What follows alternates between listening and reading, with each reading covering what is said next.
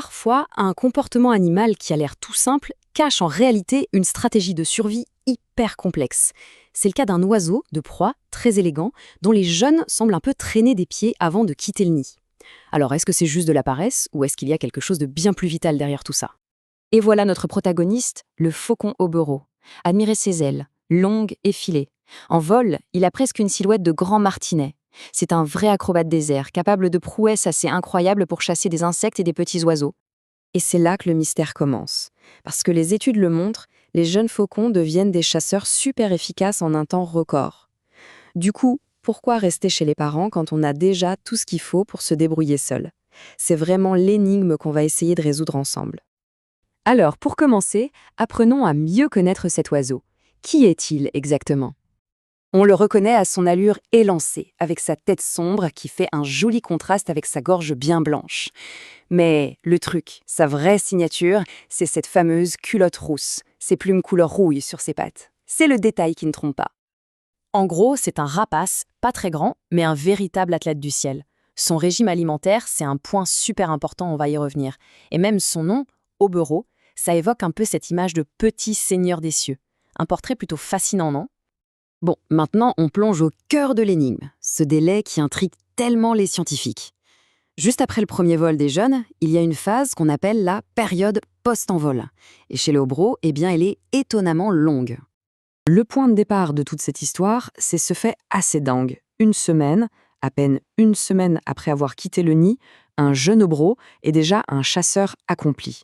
Il est capable d'attraper des insectes en plein vol, son indépendance alimentaire semble donc acquise en un claquement de doigts. Du coup, la question se pose avec encore plus de force. S'ils sont si vite autonomes, qu'est-ce qui peut bien les retenir? Pourquoi est-ce qu'ils ne prennent pas simplement leur envol vers leur propre vie, comme le font tant d'autres espèces? Pour essayer de trouver des réponses, direction les Hautes-Pyrénées. C'est là que des chercheurs ont mené une étude vraiment passionnante, en suivant de très près plusieurs familles de faucons hoberans. Et leur première découverte, elle est frappante. Dans cette région, les jeunes restent en moyenne 50 jours sur leur lieu de naissance après leur premier vol. 50 jours. C'est plus d'1 mois et demi. C'est juste énorme. Et ce chiffre, il devient encore plus parlant quand on le compare.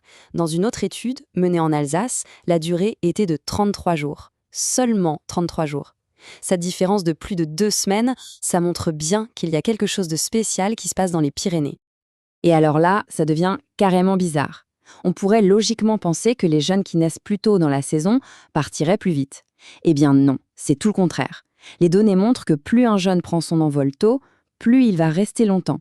Le départ n'est donc pas juste une question de maturité, il est synchronisé par autre chose, un facteur bien plus mystérieux. Pour résoudre ce mystère, il faut regarder dans leur assiette. Oui, la clé de tout ce comportement, elle se trouve dans ce qu'ils mangent, et surtout dans la différence entre ce que les jeunes chassent eux-mêmes et ce que leurs parents continuent de leur apporter. Et voilà, c'est le point crucial. Les jeunes, ils se débrouillent en attrapant des insectes. C'est une sorte de fast-food, une nourriture pas très fiable et pas super riche en calories, surtout quand l'automne approche. Mais pendant ce temps, les parents, eux, continuent de les ravitailler avec des proies bien plus nutritives, de petits oiseaux. C'est ce carburant de haute qualité qui leur permet de faire des réserves de graisse vitale. Et cette stratégie, elle est parfaitement résumée par les auteurs de l'étude. Ce ravitaillement des parents est essentiel, je cite, pour développer une meilleure condition corporelle avant la migration et faire face aux aléas de la météo. En gros, il s'agit de faire le plein avant le très, très grand voyage. Ok, donc ils font des réserves, on a compris. Mais alors, quel est le signal du grand départ? Quand est-ce que ce long adieu se termine enfin? La réponse, elle est aussi simple qu'implacable. Le départ, ce n'est pas un choix de la part des jeunes, c'est une obligation. Ils sont contraints par des facteurs qui les dépassent complètement. En fait, c'est une véritable réaction en chaîne, un vrai domino écologique. D'abord, le garde-manger des parents, qui est surtout rempli d'hirondelles, se vide d'un coup quand celles-ci partent vers le sud.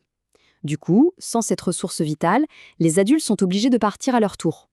Et finalement, privés de ce ravitaillement parental, les jeunes n'ont plus d'autre choix que de suivre le mouvement. Alors, si on rassemble toutes les pièces du puzzle, ce comportement qui nous paraissait si étrange au début, eh bien il se révèle être une stratégie de survie parfaitement huilée. Il faut bien mesurer l'ampleur du défi qui les attend. Le faucon hobereau, c'est un migrateur au long cours. Il quitte l'Europe pour un périple qui va le mener jusqu'en Afrique australe. C'est un voyage absolument monumental et bien sûr semé d'embûches. Pour se faire une petite idée, Un individu qui a été bagué en Finlande a été retrouvé en Afrique du Sud, à presque 10 000 km de là. C'est l'équivalent d'un vol Paris-Pékin. C'est pour cette épreuve d'endurance que les jeunes doivent être préparés au maximum. En fin de compte, le mystère est résolu. Le long séjour des jeunes n'a absolument rien à voir avec de la paresse.